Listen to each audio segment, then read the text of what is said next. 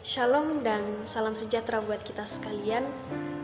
Perkenalkan, nama saya Lydia Rase, mahasiswa semester 3 dari Fakultas Teologi Universitas Kristen Indonesia Toraja, angkatan 2019. Tujuan pembuatan video ini untuk memenuhi tugas akhir dari mata kuliah Dogmatika 1 Pengakuan Iman yang diampu oleh Bapak Pendeta Dr. Randus Alpius Pasulu. Melalui kesempatan ini, saya akan membahas mengenai kristologi dalam pengakuan iman Athanasius. Baiklah saudara-saudara, kita perlu terlebih dahulu mengetahui apa yang dimaksud dengan kristologi. Kristologi merupakan cabang dari ilmu teologi mengenai posisi Kristus di dalam kekristenan. Pertanyaan yang seringkali dipertanyakan mengenai kristologi ialah, siapakah Yesus Kristus itu? Pertanyaan yang singkat, siapakah Yesus Kristus itu? Jawabannya ialah Yesus Kristus adalah anak Allah dan anak manusia. Pernyataan dari jawaban tersebut seringkali disalahngertikan oleh orang-orang yang mendengarkannya. Dalam pengakuan iman Athanasius, kristologi dibahas secara rinci.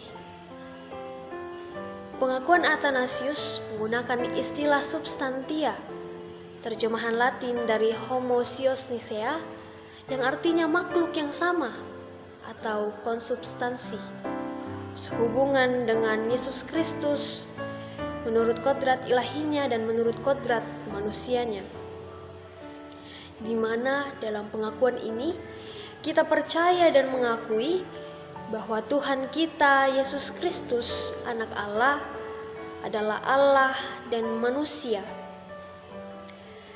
Menurut wujud dari Bapa, Yesus Kristus adalah Allah yang ada sebelum dunia ini ada.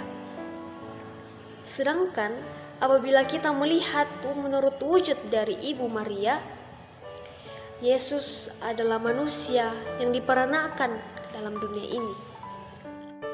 Saudara-saudara, kata diperanakan yang dipakai untuk Yesus Kristus dahulu ditafsirkan salah oleh Arius, dengan pengertian bahwa Yesus Kristus lebih rendah kedudukannya dari Sang Bapa. Sedangkan dalam pengakuan iman Athanasius mengartikan kata itu sebagai yang sama kedudukannya dengan Allah Bapa, sehakikat dengan Allah Bapa, dan menekankan akan keesaan Allah. Jadi, sifat ilahi Yesus Kristus memiliki esensi yang sama dengan Bapa. Pernyataan inilah yang dahulu dikeluarkan untuk melawan ajaran Arius. Selain itu, pengakuan iman Athanasius juga menekankan bahwa dalam keilahiannya, Yesus Kristus setara dengan Sang Bapa, dan dalam hal kemanusiaannya, Yesus lebih rendah dari Sang Bapa. Walaupun Ia Allah dan manusia, namun bukanlah ada dua, melainkan satu Kristus. Satu yang dimaksudkan bukan karena perubahan dari keilahiannya menjadi manusia, namun penerimaan dari kemanusiaannya kepada keilahian.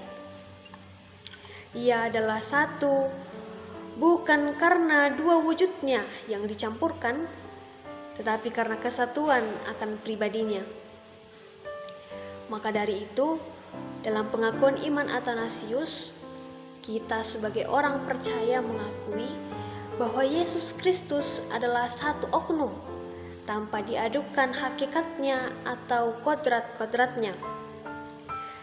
Sama seperti tubuh dan roh menjadikan manusia, demikian pula Allah dan manusia menjadi satu dalam Kristus. Saudara-saudara, demikianlah pembahasan singkat mengenai kristologi dalam pengakuan iman Athanasius. Kiranya Tuhan yang selalu memberkati kita sekalian.